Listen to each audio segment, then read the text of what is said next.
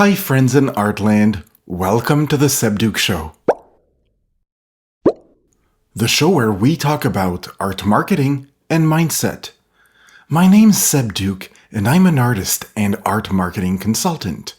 I'm here to help artists like you market your art better to reach the right audience and enhance your mindset in order to become more productive and efficient in whatever tasks you tackle.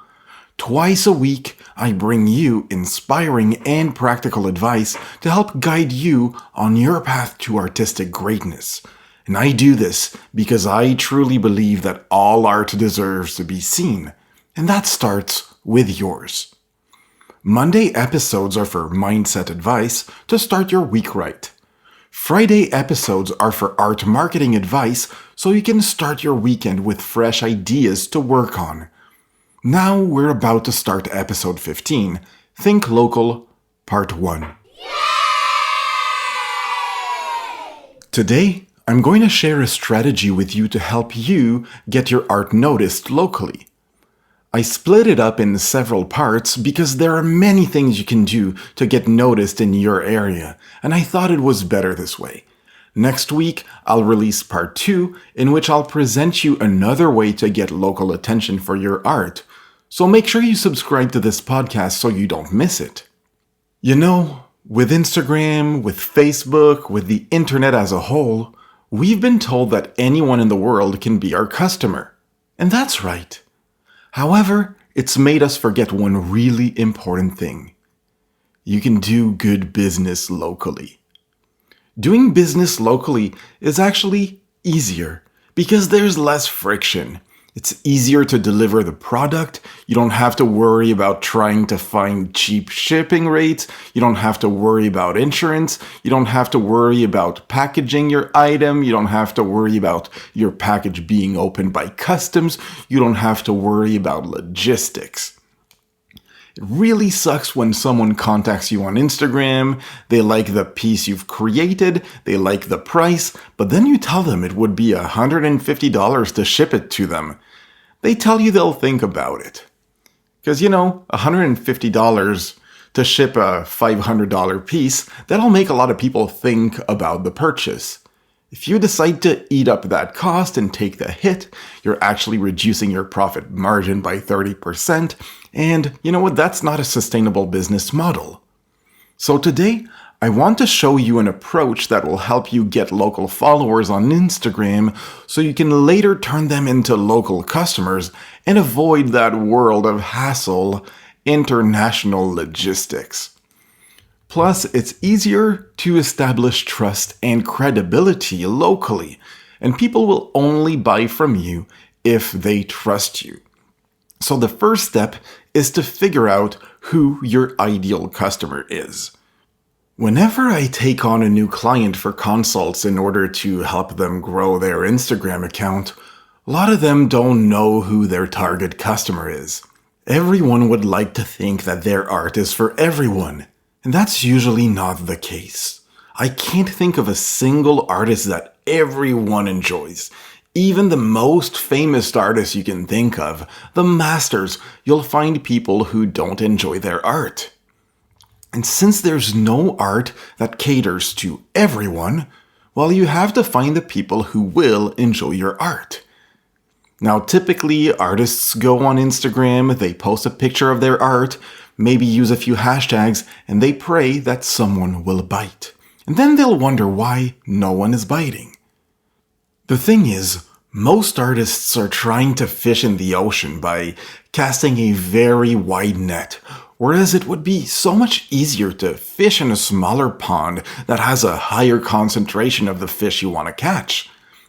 It's not as glamorous, but it's definitely easier and more efficient.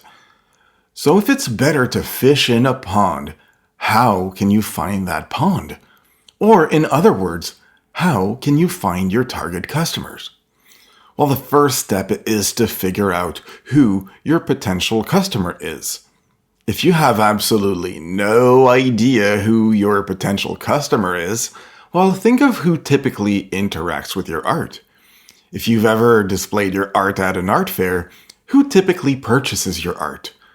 Who comes by to talk to you about your art? What age range are they in? Are they younger? Are they older? What socioeconomic group do they belong to? Are they typically blue collar, white collar? Are they students? So those are all clues that will show you who your potential customer is.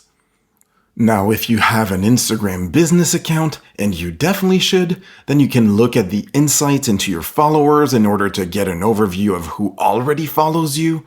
And ask yourself, are there trends there? Are the people mostly men or women? How old are the people? Where are they from? And once you start seeing the trends, then you can start tweaking your Instagram strategy in order to talk to those people because you want to reach the right people.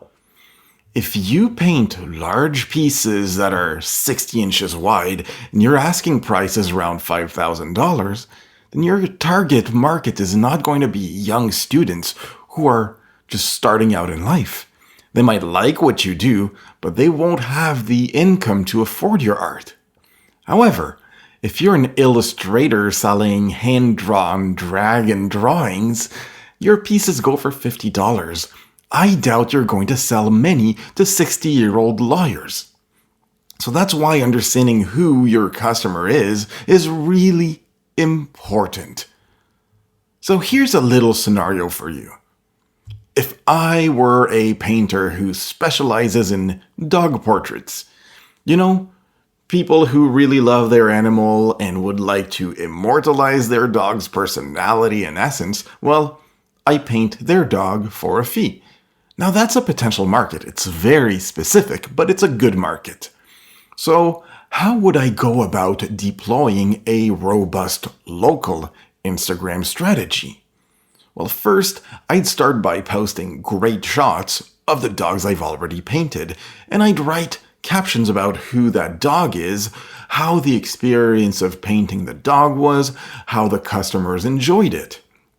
I'd create a carousel post that showcases the dog and the reference picture so people can compare the painting to the dog. If I had a dog myself, I'd put a few pictures here and there of myself and my dog, craft captions about my relationship with my dog in order to showcase that I really enjoy dogs myself. So this way, I'd be talking to my tribe, or in this case, my pack. Then afterwards, in order to grow my following and potential customer base, I'd start by following a lot of local dog walkers, groomers, breeders, and pet stores. Because you know who's going to be following them? Dog owners and dog lovers. If you don't have a dog, you don't really have a reason to follow a dog grooming business. So there's a high concentration of people with a specific interest there.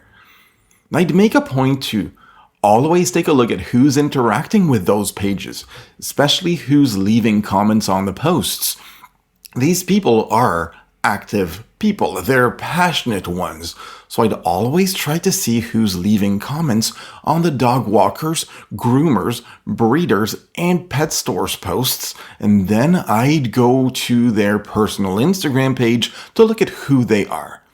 If they have a lot of pictures with their dogs, then I'd go leave a few comments on their pictures like, "Oh my god, what a cutie! You can tell she's such a gentle soul by the look in her eyes."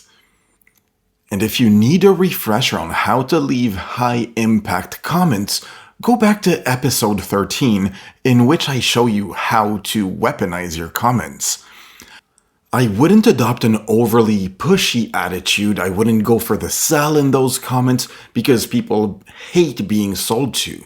I just leave genuine compliments on their dogs, compliments that showcase that I can identify a dog's personality through their pictures. It's kind of a non-invasive way of selling.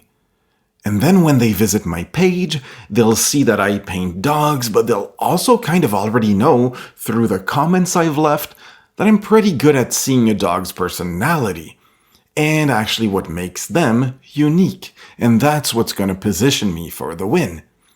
So following these steps, first, responding to their public comment on a local dog-driven business, then going through their personal page, it just shows a logical progression. It's not intrusive. It comes off as genuine. First, I saw their public comment. Then, out of interest, I went to their personal page and left a few more. Now, chances are they're going to come to my page where I post my dog paintings, and there's the odd chance that they might be interested in getting a portrait for their dog eventually. And from now on, whenever I would get new customers, my content strategy would be to take a great picture of their dog, then take a picture of myself with the painting once it's done, take a picture of the dog next to the painting upon delivery if that's a possibility. That would allow me to showcase what the dog looks like, what the painting looks like, so people can see how everything comes to life, and then they might consider going for a dog portrait themselves. So there you go. It's a simple, local-based Instagram strategy that helps you find the right kind of customers through Instagram and even let your customers generate your content, because if you ask them to send a picture of the dog next to the dog portrait afterwards, then your content gets generated for you. So simply identify who your customers are, where they are, what their interests are, and then you can really snipe for the right followers. Afterwards, it's just on you to turn them into customers. So there you go. Hope you liked it. First part of the Think Local series. Next Friday, in the second part of the Think Local series, I'm going to show you how to apply a local hashtag strategy in order to reach local followers. So make sure you subscribe to The Seb Duke Show so you don't miss out on it. Go on your podcast app, whether it may be Spotify, Apple Podcasts, Google Podcasts, Stitcher, Overcast, really whatever it is you use, and hit the subscribe button. And if you need help with your local strategy, just get in touch with me and book a one-on-one consult. Visit sebduke.com and send me an email, or send me a DM on Instagram. We'll take a look at who you are, what it is you do, where you want to be, and how we can get you there. Alright, this is where I sign off for today. Thank you so much for tuning in. I hope you make today a great day, and please make sure your art gets seen by as many people as possible, and I'll talk to you soon.